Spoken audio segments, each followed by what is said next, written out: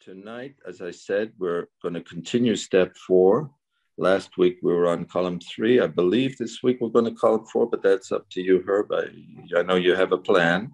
I do. So, and we're very grateful, Herb, for you doing this. I want you to know that for sure. And I'll now turn it over to you. Thank you. Over to you, Herb. Thank you very much. Oh, thank you so much. My name is Herb. I'm an alcoholic. That's my email address and my website. You'll find a lot of wonderful resources downloadable for free, accessible for free on that website, one of which is the Way of Life document. It's the document that I use for my weekly workshops on the steps, and it has a lot of illustrations and confirmation of some of the PowerPoints, as well as some of my understanding of each of the steps. And so you might find that helpful. The material that was just being referred to in column 3 and column 4 is on page 23 and page 25 of that document. It's a 68-page document, so it's quite substantial. It's worth downloading and putting into a binder, quite frankly, serving you in many ways, not the least of which is working with others and helping you understand and unpack the big book. But certainly as a tool for this particular workshop, going through each of the steps for each of the months. And Patrick had indicated that we have a twice-a-month gathering to talk about the steps. Essentially, it's a step a month, but when we get to step 4, I've had to change that rhythm because step 4 is the most voluminous in terms of the suggested activities. We started with step 1 in January, the first half of step 1 looking at the bondage of addiction, the second half, the second meeting in January, looking at the bondage of unmanageability. Reflect on yourself right now. I mean, you're here because your life has been suffering, maybe currently is suffering, has been suffering from addiction, maybe currently is suffering from addiction. Where is your life not working? Or maybe addiction's not the issue anymore. You've received the promise of neutrality, but you have an unmanageable life. How effective are your current efforts at joy? I'm not going to use the word happiness. That has its own connotation. Right? Today, I'm going to use the term joy and contrast that with pain or suffering. It's really black and white. You're at Bill uses the metaphor many times. You're at the fork in the road. Every day, we're at the fork in the road. We get to choose because we have free will. Am I going to go toward the light or am I going to stay in the darkness? How effective have been my efforts on this journey? Do I really want my life to change? Boy, that's a challenging question because change is difficult and change is somewhat scary because we don't control it. If you have any thoughts or feelings about control that you can, it's a delusion. Hold it as long as you can. Release it when you're ready to experience freedom. What change would you like today that would bring you closer to having a daily experience of joy and a daily experience of reduced suffering? Life is difficult. The opening line of The Road Less Traveled. Life is difficult, but it doesn't have to be a life of veil of tears. My Irish mother-in-law, Catholic from the beginning in her cellular structure, would always talk about the veil of tears. What's the invitation today for you? The invitation through the steps are the promises of freedom. Is that your experience today? Do you have a life of freedom? Well, what's getting in the way? The program of recovery, those first 9 steps, is a process. That's where we are, and we will be up to maybe August, September, as we unpack each of the steps, not necessarily any more correlated to the month, for instance. We will go next month into step 5. Next month into the balance of step 4, because we're looking at and have looked at in the first 3 months, step 1 as powerless, no choice. Step 2 as a choice, page 53. Step 2, the summary from my standpoint, page 53. God is or God isn't. What is your choice? You're at the fork in the road. Choose. Black and white. He said that's the cornerstone, and your willingness, at the least the willingness, even if you can't make the decision, the choice, the willingness to believe that there is a power is sufficient, he said, to commence, to begin. And step 3 is a decision. It's a formal decision. It's actually done in public. Bill suggests that we pray it with another person, this commitment to a relationship with power. I don't use the word spiritual other than in the context of a synonym relationship. Spiritual means relationship. A relationship with power, you get to choose what that means. You get to choose what the relationship is that you want to have. The relationship that you have today will change tomorrow as your needs change, as your consciousness changes. That's my experience with both steps 2 and 3. The next stage of recovery, this program of recovery, is establishing a relationship with ourselves. Step 4 is the mother of the steps. It talks about resentment. It talks about fear. It talks about sex. It talks about dishonesty and secrets. And we'll be looking at all of that and unpacking that. Today, we're going to do the final piece on one aspect of the step 4 inventory, resentment, a relationship with ourself. We looked at step 4 and resentments last time.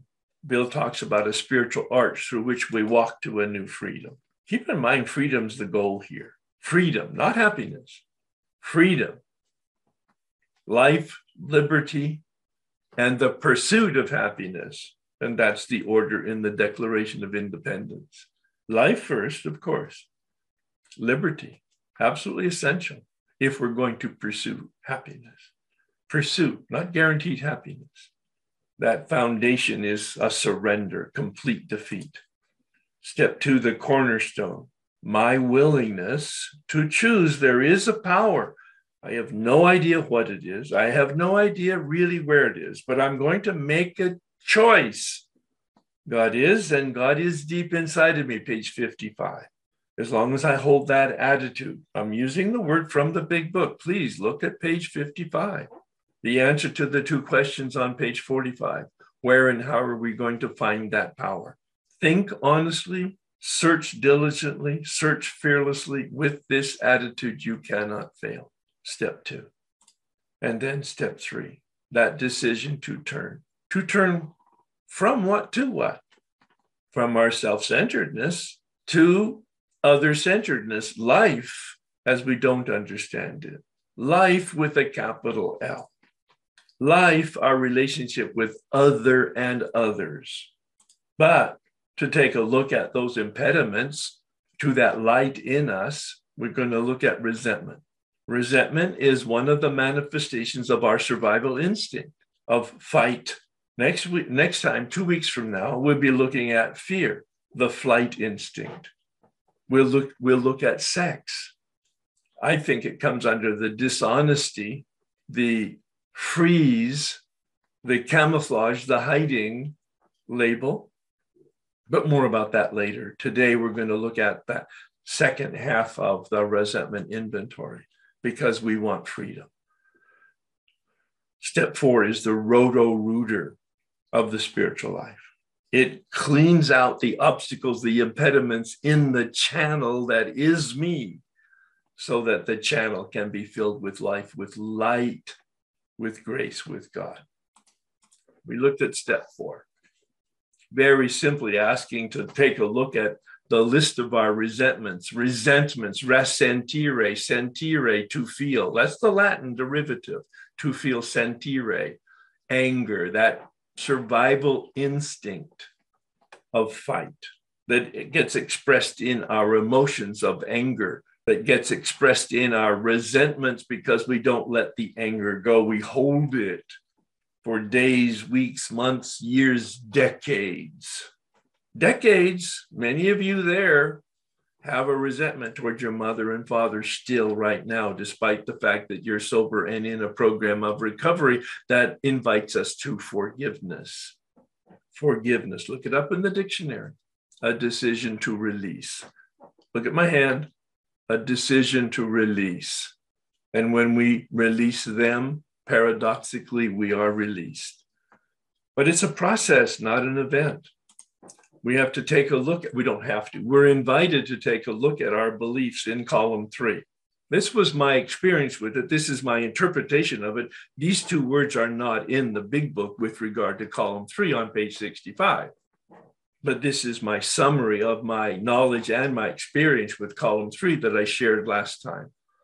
Looking at our beliefs, looking at our shoulds, actually penetrating the unconscious. At least that's my experience, using that worksheet that I referred to earlier today on column 3, to break the code of taking a look underneath the rocks at the darkness and the source of the darkness. The lenses through which I look, the lenses are my beliefs that tell me what I should do in terms of my relationship with life, my relationship with me, my relationship with others, my relationship with God. I should, you should, they should, life should.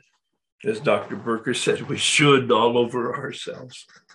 And I introduced you to a prayer practice for the removal of deep resentments. That's on page 66 and 67. These are not just poetry and wonderful, positive things to do because they're nice. These are life-saving tools and suggestions that are in the big book. And take a look at the prayer practice that's suggested. Bill spends a page and a half, 66 and 67, talking about this prayer practice. And it's not a prayer for them. Please hear that. It's a prayer for me. It's a prayer for me to have spiritual intervention, to have the light, the life, the grace, the God of my not understanding, the soul surgeon come in with the scalpel and remove from me that deep resentment that metastasizes over time of resentment. And now we are going to look at what I call column 4. There's no column 4 in the big book on page 65. But there are final instructions on page 67 with regard to the removal of resentment. First, we're identifying what our resentments are and why we have them. Then we're identifying the source of the resentment, which is our delusional beliefs. Now we're going to be taking a look at our corrupt motives. Not words in the big book, but this is my summary again of my knowledge and my experience with what I call the 4th column. It's the second full paragraph on page 67, referring to our list again. Bill doesn't call it 4th column. On page 65, there is no 4th column. The man who took me through the work called it the 4th column because it was the completion of the resentment inventory process, putting out of our minds the wrongs others had done. So we're not looking at columns 1, 2, and 3 anymore, coming from the outside inside to me. We're looking only at inside me, putting out of our minds the wrongs others had done. We resolutely looked at our own mistakes. I made a mistake. I am not a mistake. Boy, I hope you hear that. If you can carry only that piece of information out of this, it's the heart of emotional sobriety. I make mistakes. I'm a human being. I'm finite. But it doesn't identify me. I am not a mistake. I'm an intelligent, well-intended human being that makes mistakes, and I have the consciousness and the ability to correct my mistakes. And I learn from course correction. That's what the 10-step is all about, course correction.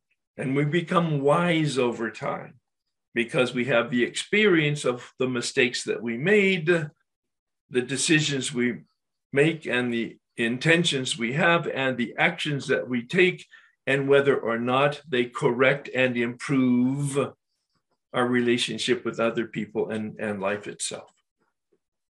And it doesn't matter whether it works or not, because it gives us information if we're paying attention to the outcomes of our actions. If we're getting the actions that we don't like, we continue to practice to change them. If we like the actions we take because it's producing a quality life, then we continue to take those actions. More or less consistently, more or less diligently, because we're imperfect. And we practice, and we practice, and we practice, and we practice life. Putting out of our minds the wrongs others had done, we resolutely look for our own mistakes. He has 5 questions here. What am I thinking? This is my summary of the first question. Where had I been selfish? What am I thinking? What am I doing? That's my definition of self-seeking. Bill doesn't give us a definition of selfish and self-seeking. How are they different? Selfish is what I'm thinking about me. Self-seeking is when I'm operating from the motives of me. What is my fear? He says, and frightened. Where am I being dishonest? He has the term dishonest. The 5th question, what is my role, my responsibility? Bill has it differently. He says, though a situation had not entirely been our fault, we tried to disregard the other person involved entirely. We don't look at them and their motives and their actions impact on me. We don't look outside of me at all. We look at me, my consciousness, my motives, my actions, my impact on other people. Where am I to blame? I don't like the word blame. It might have been a healthy word back in 1939 when this was written, but I like the word responsibility. Where am I responsible? Responsible for my thoughts, responsible for my feelings, and most especially responsible for my actions. The inventory is ours, not the other person's. When we saw our faults, more about that when we get to step 6. That is these default positions of character defects and shortcomings. This is the source of my actions. This is the source of my lenses through which I look that are distorted, and the motives that are corrupted, and I don't know that I don't know, and I can't see that I don't see. And it's not my fault that I don't know, and it's not my fault that I can't see, but it is my responsibility that I impact other people in a negative way, that I impact life in a negative way, that I swim in a sea of self-pity. That's my responsibility. We place them before us in black and white. Bill is so clear about the inventory process, that it's not a thinking process, it's not a feeling process, it's not a talking process. All of that is helpful. But in the final analysis, it's about pen on paper, or in case you have the technology capability of skilled typing, which I don't have, then in fact you use your laptop. We admitted our wrongs honestly and were willing to set the matter straight, setting us up here for the step 8 and step 9, which in fact he says when we get to step 8, we made a list of the harms. We did so when we took inventory. So the inventory structure that I have created as a worksheet has a lot of material on it, because it's really important for me to really get underneath, and to see the sources that are creating the chaos in my life. The first 5 questions on the worksheet are really just variations on the theme of these 5 questions here. But then I ask in relationship to the suggestion in step 8 in the big book about the harm that I cause to that person with whom I have the resentment and the people around that person, 2 different questions, so that I have a parking spot for whatever perception I have at that point that I can come back to, not to get stuck on either from a guilt standpoint or any other feeling, but to just acknowledge, yeah, I think I might have harmed my father, even though he created harm in my life. And so I put my father there in one of the questions. And I created chaos in the family too. So my mother and sister were impacted. So those are 2 placeholders that I put there that I'll come back to in step 8 when I'm preparing my list of harms, as the big book suggests. And then I have a question for a pickup of, are there any other fears? Because the primary fear may have been addressed, my fear of public humiliation, but are there any other fears that I'm aware of in the context of this particular resentment at work and with my colleagues? And I have a flood of other kinds of things that I want to pursue and analyze and look at and eliminate when I come to the fear inventory, because I'm aware that's the next category in the big book. This category of resentment is the first category, but the second category is fear, and the third category is sex. I list also character defects here, because I found over time, especially with my own work and working with other people in the workshop, that taking a look at and anticipating some of the character defects, which will be looked at more specifically and more deeply and more effectively in step 6, to look at them in the context of my role and my responsibility really helps me own it. Oh, yeah. That narcissistic personality disorder, that's a character defect. It's an organic personality disorder that's listed in the DSM. When we come to the step 6, I actually include the DSM description in the workbook, because it so helped me understand the bends and twists and turns from a professional standpoint.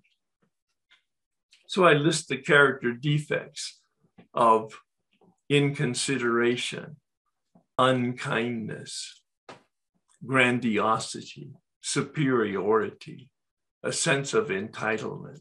These are all aspects of the self-centeredness that Bill talks about on page 62, which is on steroids when you take a look at the narcissistic personality. And then I ask a question, what's the benefit of me holding this resentment? And most people that I work with initially go, oh, no, there's no benefit. I understand it's evil. It's like nasty stuff, this resentment. It's a cancer of my soul. I got that. Yeah, you have a resentment toward your father, and you're 50 years old, and your resentment developed when you were a teenager, and you're still holding it. So there must be a benefit, because we do and feel what's good for us, or at least what we perceive to be in our best interest. So there's always a benefit and a value. It's corrupt, it's delusionary. It's not helpful. It's not very spiritual, of course, by any definition, and it's not very emotionally mature. All right. But if we're holding it, it's because it's a benefit to us. Oh, I get to blame my father. Don't you know he was a drunk and a bad alcoholic and emotionally and not physically, but verbally abusive. And that's why I am. And don't you know, cut me some slack. Age 48. Still a victim. I mean, in my own head, not for real.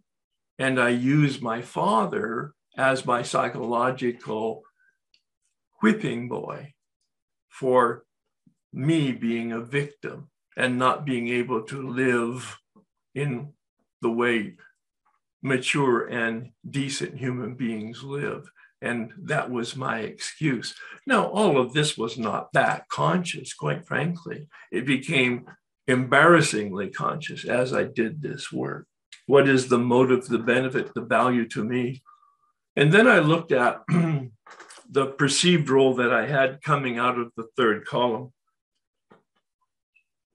at the top of that worksheet. And I saw, for instance, in the workplace environment where I had a significant resentment toward one of my peers and colleagues, that he didn't really understand me. Once I went through this whole worksheet and these 5 questions especially, I thought, no, he understood me exactly. I was the one that didn't understand me because of all of the things I've just talked about in terms of the corrupt lenses through which I was appraising him and all of reality. And when I look through brown lenses, all I see is brown. I'm cleaning it up. If I have clear lenses, then I see the truth. And the whole point of column 3 and column 4 is to grind these lenses so that I get a new pair of glasses and I see reality more closely to what it is, not as who I am. Most of us see reality as who we are, and we project it out onto the reality that is objective reality, and we wonder why we suffer and our life doesn't work. So then I come to this realization, and this is the point. Byron Katie calls it the turnaround. Loving What Is her book. It's totally correlated to this work of third and fourth column from a totally different standpoint. It doesn't come from 12-step. It doesn't come from spirituality. It doesn't come from psychology. It comes more from a self-help kind of experience that she had, but she has that turnaround, that insight that I am the creator, the source of my own troubles. Bill says it on page 60 or 62, I think, 62. So we are the maker of our own troubles. That's really good news. If you're the maker of my troubles, then I'm screwed because you have to change in order for me to be okay. But if I'm the maker of my problems, then I have some influence over that. Notice I avoided the term control. I have some influence over that. I can change my attitude. I can get some information. I can change my actions. And when I make those kinds of changes, my life shifts. And I have the chance of becoming a decent human being, making decisions to be in alignment with reality as it is, not as to how I want it to be, the heart of the matter for emotional sobriety. Reality is not personal. It just is what it is. And Byron Katie says, reality is what it is 100% of the time. It's a refrigerator mantra. Reality is not personal. It just is what it is. And it's my role to identify what reality is and then to respond to reality as it is, not as I want it to be. Reality is not negotiable. Reality is immutable, means it doesn't change. Amazing stuff. I learned the beginning of it at age 48, 4 years sober when I was doing this work. And as I continued to grow in my consciousness, especially with my 11-step practice, and continued to do resentment inventory, fear inventory, sex inventory, and to develop principles that I had and to acquire principles that I didn't have, that I began to be aware of would help my life be a decent human being, I began to be more of an adult. Rather than this person in bondage of unmanageability and selfishness and self-centeredness, I became free. But notice, there's pathetic Herbie, realizing that there are no walls, there are no ceilings, there are no floor here. But as long as I'm looking through the bars and holding the bars up, not knowing I'm holding the bars up, I'm still in bondage. And the whole point of steps 5 through 9 is to lay down the bars. We'll be looking at that in a session after the next session. This next session will be on fear and sex and dishonesty, because we're building a spiritual arch through which we walk to a new freedom. Step 2, of course, is that decision of willingness. Step 3 is that decision to turn the keystone in the arch. We looked at resentment. Today, perhaps you'll do some work in it. Listen to my YouTube channels. I've got lots of presentations in both step works and isolated days, 2 and 3 and 4 hour workshops on resentments, unpacking column 3 and column 4, and working with individuals to get some clarity and some confirmation of the delusion that we live in, to bring it to some objective reality. Next week will be, 2 weeks from now, we'll be looking at fear. And then we'll be looking at the sex inventory. Both very clear. They're almost so clear I don't have a worksheet on them, although I'll talk about what is in my Way of Life document.